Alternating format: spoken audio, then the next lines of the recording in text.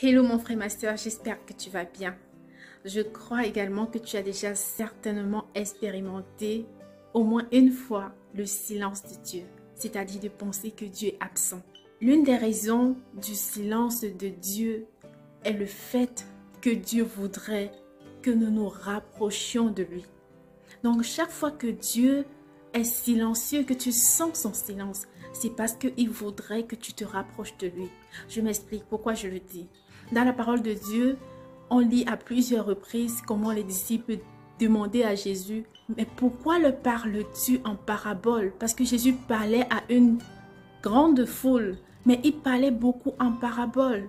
Et les explications étaient données à ceux qui se rapprochaient de Jésus, c'est-à-dire ses disciples. Donc c'est derrière qu'il expliquait maintenant à ses disciples ce qu'il était en train de raconter à toute la foule.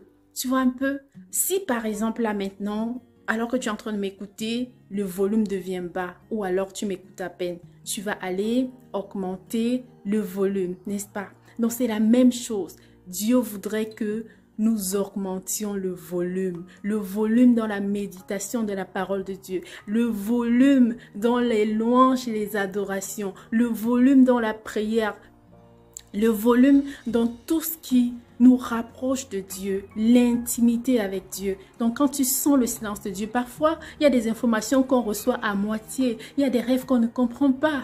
Mais c'est parce que Dieu voudrait qu'on se rapproche de lui et dit, papa, j'ai eu cette révélation. Est-ce que tu voudrais bien m'expliquer ce que cela veut dire?